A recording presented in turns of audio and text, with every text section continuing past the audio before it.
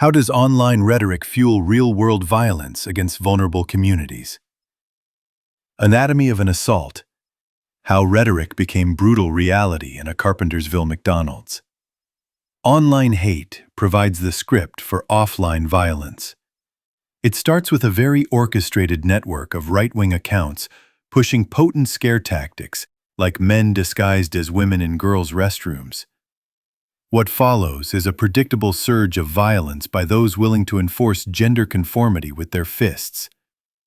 The brutal physical assault on Kady Grass was the direct enactment of a political script centered on bathroom bills. This anti-trans rhetoric fosters a climate of gender policing in sex-segregated spaces, targeting anyone who deviates from rigid gender norms. The attack on Grass, a lesbian with short hair, was triggered the moment she exited the women's restroom.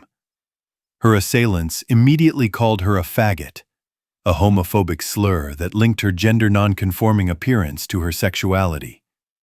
Grass explicitly identified this connection as the cause. How it started was because I'm a lesbian, just because I walked into the woman's bathroom, and I look the way I look. Her presence violated her attacker's expectations for that space, and the violence that followed was the physical enforcement of that political script. The initial verbal harassment, a clear reflection of the bathroom panic, escalated to premeditated violence. After the slur, Grass's 13-year-old cousin overheard one suspect threaten, "We don't need weapons to kill you." John Camrod, 19, and a 16-year-old juvenile then punched Grass from the front and back, stomping on her head after she fell to the ground and knocking her unconscious. The assault left her with a broken nose, a hemorrhage in one eye, and severe bruising.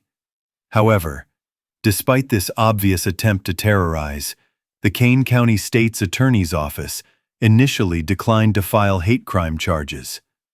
This forced Grass to become an advocate, repeatedly stating the attack was motivated by her identity. "I don't understand how hate crime charges didn't happen when the whole argument, and how it built up to the battery charges, was because I am the way I am," she said. After significant media attention and a review, a grand jury indicted both assailants on hate crime charges.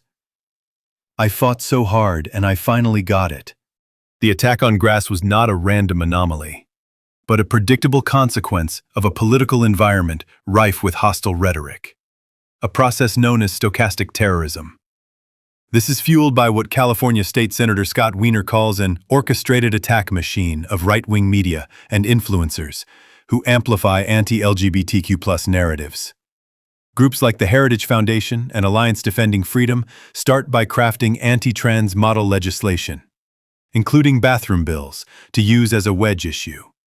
Professor Randall Ballmer states that as other social issues fade, political operatives frantically seek new ones like trans rights to keep their evangelical base riled up.